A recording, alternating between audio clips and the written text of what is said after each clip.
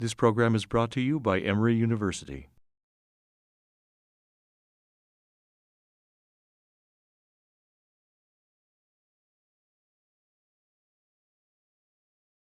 One of the most interesting, crazy, incredible cases of American jurisprudence deals with Scottsboro. Again, you can't understand unless you've got the context of the Great Depression. You have folks riding the rails looking for work just because they can't afford to, I'll go find this job here. So they're just hopping on a train and riding in, trying to find work wherever they can find work.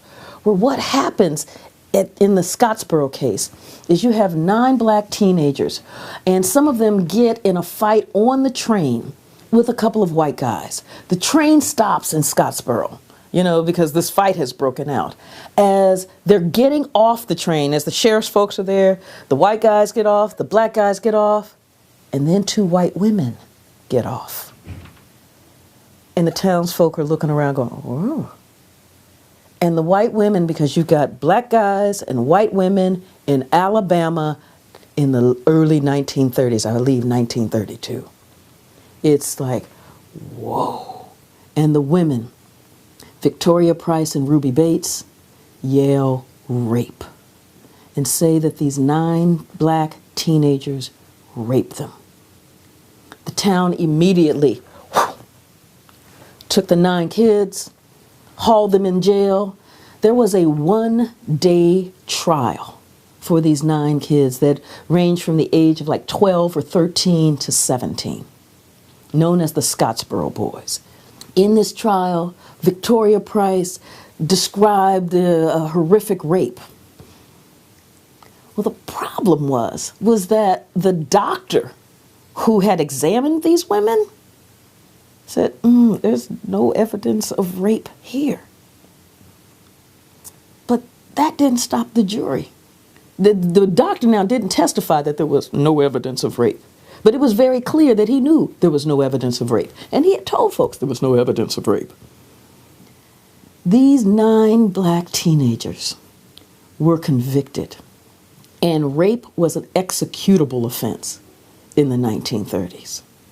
And so in a 1-day trial, 8 of them were sentenced to die in the electric chair. The youngest was sentenced to life imprisonment in an Alabama prison. Now, there are multiple problems with that story.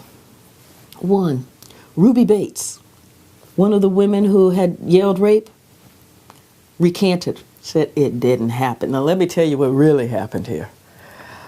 We're prostitutes.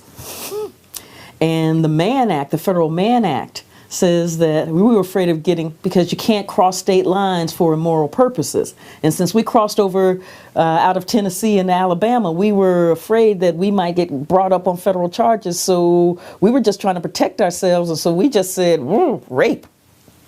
Another part of the problem was that first the Communist Party's legal wing hopped in there and took this case up to the Supreme Court to try to protect the Scottsboro Boys. Then the NAACP hopped in it. But a major Supreme Court decision was the Powell v. Alabama decision that came after this. Because think about this.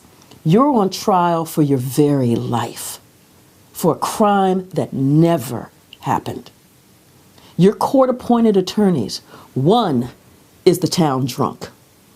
I believe at the time he may have had a blood alcohol level of 0.2. Lit. The other attorney in a capital case is probably in about the 4th stages of senility. So one of your attorneys is senile, looking for butterflies, and the other one is drunk, seeing butterflies. Now, the Supreme Court, even the Supreme Court in the 1930s went, really? No, come on. Come on. This is just too much even for us. And they remanded the case. They kicked the case back down. You got to try these fellas again. Well, what happens now that they've got a real legal team is that they began to construct the train and found out that many of the Scottsboro boys weren't even in the same car as the women. So how can a rape happen if the guys aren't in that car? They were convicted once again. Case goes back up to the Supreme Court. By the time there were so many egregious constitutional errors in this case that by the time the Scottsboro case is done, and eventually they start getting let out one by one by one by one, it took first 18 years for the last one.